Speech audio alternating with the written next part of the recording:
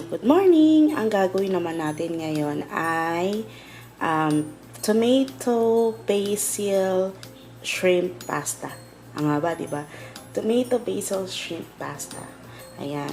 So, syempre, ang kailangan natin, garlic. Kailangan din natin ng onion. White onion yung ginagamit ko because meron siyang taste na matamis.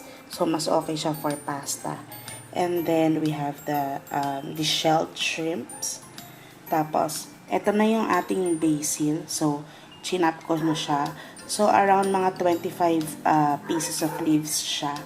And then, syempre, hindi mawawala ang tomatoes. So, mga 7 pieces to na medium size. Chinap ko na siya. And then, syempre, hindi mawawala ang ating pasta. So, hindi to sponsored. Meron tayong pepper and then salt. Again, sinasabi ko sa inyo lagi ang gamit ko ay Himalayan salt. And then we will be using this nor shrimp na cube. Ayan. And then kailangan natin ng olive oil. So, yan lang ang mga kailangan natin for today.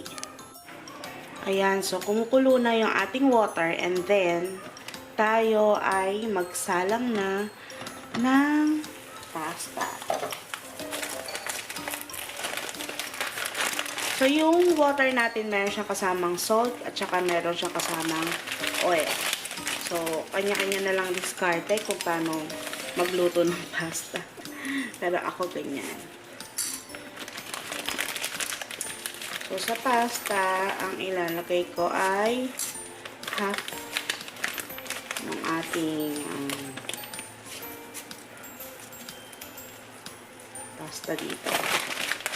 Tapos, hayaan lang natin siyang kumulo. And then, ano na siya, iikot na siya dyan at ayan na, antayin natin siyang maluto.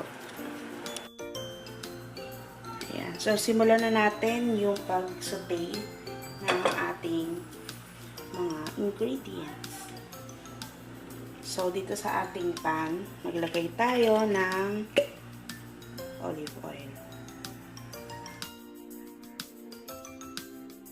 And then, ang una nating ilalagay itong shrimp.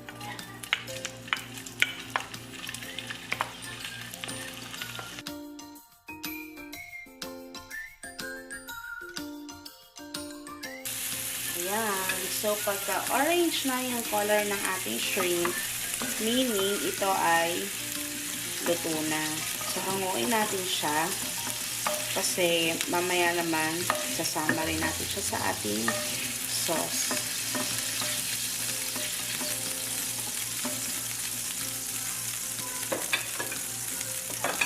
Tapos after that, pagdagan natin yung ating oil kasi masarap sa pasta yung maraming olive oil.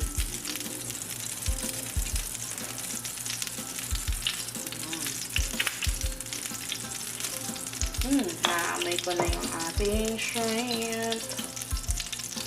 And then, maglagay na tayo ng ating garlic. So, medyo hinaan nyo na yung inyong kalan pag ganyan.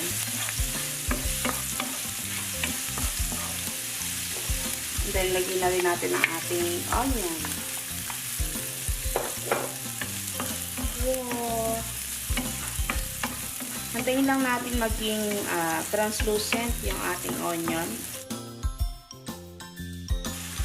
So, kung mapapansin nyo, medyo translucent na siya. Ilagay na natin ang ating tomatoes.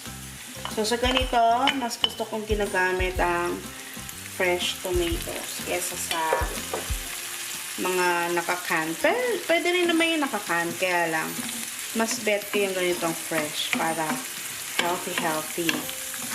Kuno-kuno, diba?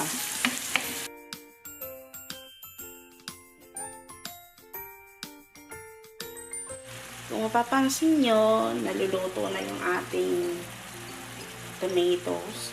So, ilagay na natin itong ating nor shrimp cube. Ayan. Para may lasa. Lalo yung ating sauce. mix lang natin siya.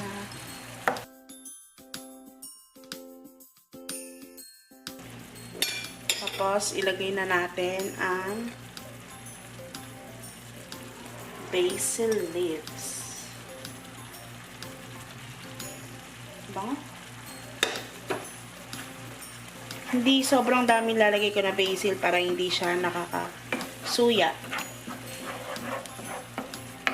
Yung tamang-tama lang.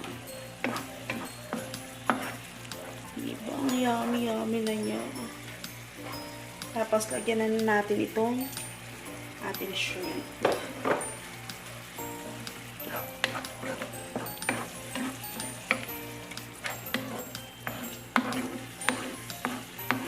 Yummy. Grabe. I'm drooling.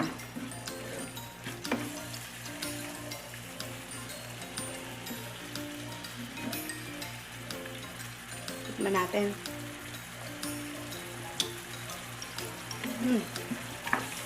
Saktong-saktong lasa. Sarap. So, ilagay na natin ang pasta. Hindi ko alam kung saktuhan ba tong pasta kung nanilagay. Tapos, ihalo-halo natin siya. Yummy! Yummy niyang tingnan. Pero yummy siya talaga. Kasi natikman ko eh.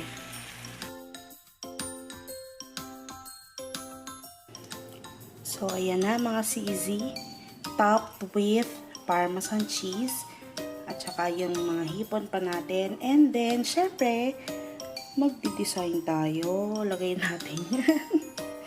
Basil. O, diba? Ang saya-saya. Ganda-ganda niyang tingnan. Ay, tanggal pa. Iisin natin. Ayan. Yummy. O, sige, mag-taste test tayo. Let's do taste testing.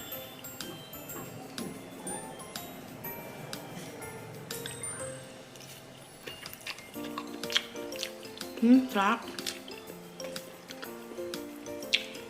Sarap.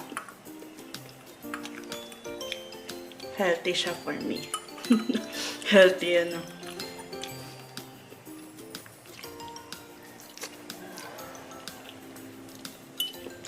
Sarap.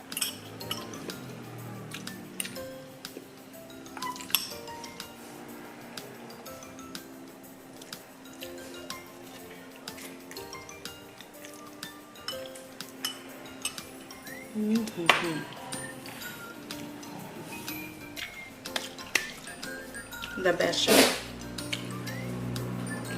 Diba, sobrang simple lang ng recipe natin. Pero healthy na siya. Masarap pa. So, kung ako sa inyo, itry nyo na to. At masasarapan kayo. For sure. Sure na sure ako.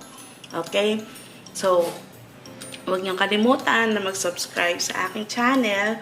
At kung nagustuhan niyo yung video ko, mag-thumbs up naman kayo. Okay? Tapos, sa susunod, isip ako ulit kung anong pwedeng lutuin natin na madali, tapos masarap pa. Okay? O sige na, mga CZ. Maraming salamat sa panonood. Sa susunod ulit, sa uulitin. Bye!